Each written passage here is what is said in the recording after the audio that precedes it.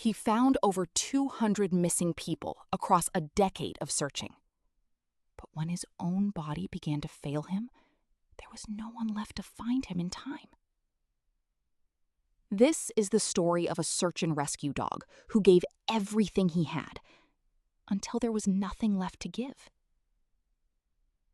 His name was Ranger, a mixed-breed shepherd with wiry fur the color of storm clouds and eyes that seemed to read the air itself. He arrived at a search and rescue base camp the same way most great things arrive: unexpected, unremarkable, and entirely without fanfare. The team had been running operations for years. They weren't looking for a new dog.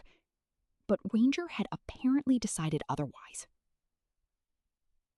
He showed up at 0230 hours one January morning, after the crew had completed a grueling 200-mile deployment through the Sierra Nevada mountain range.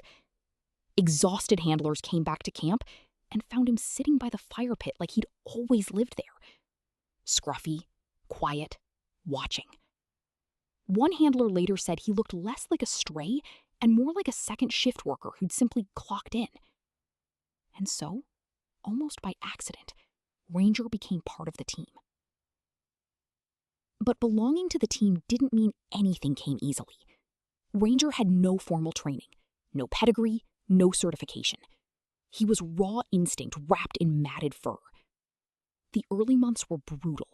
He'd charge ahead of the line, lose the scent, double back in confusion. Trainers nearly cut him twice. There was a real practical question hanging over every session. Was this dog capable or just eager?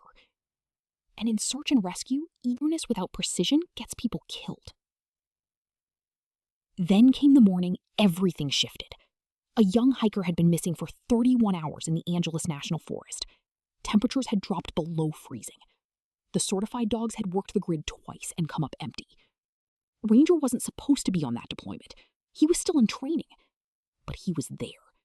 And something in him locked onto something in the wind.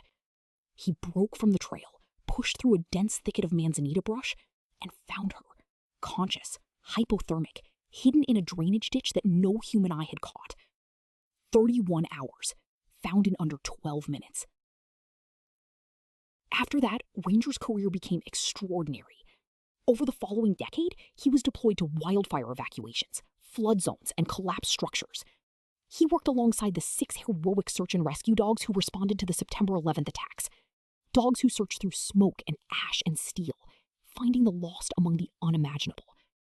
Ranger understood that work in his bones. He never hesitated at a scene. He never needed to be told twice. But there was something devastating about the dogs who give everything to finding others. Something the 9/11 rescue teams discovered firsthand. Those dogs fell into deep depression when they found only bodies. Their handlers had to stage fake rescues just to keep their spirits alive. Because a search dog doesn't just work, it hopes. It lives for the moment of reunion, for the moment the lost become found. And Ranger, loyal, tireless Ranger, began losing that hope slowly as age crept into his joints and the deployments grew shorter and fewer. He'd stand at the edge of the field and lift his nose to the wind, searching for something to do, something to save. But his body could no longer carry him where his spirit still wanted to go. In his final year, Ranger developed degenerative myelopathy. His back legs weakened first, then his breathing. His handlers stayed with him through every night of it.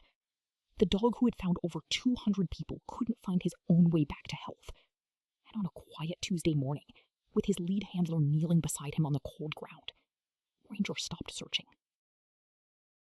What Ranger teaches us isn't complicated, but it is profound. The ones who dedicate their lives to saving others often have no one saving them. They pour out until they're empty, and they do it willingly, without hesitation, without resentment. A dog like Ranger doesn't ask for recognition. He asks only to be useful, to be trusted, to be given one more scent trail to follow. If this story moved you, subscribe right now, because next time we're telling the story of the dog who crossed an entire country to return to the family that had left him behind. Don't miss it. Divet.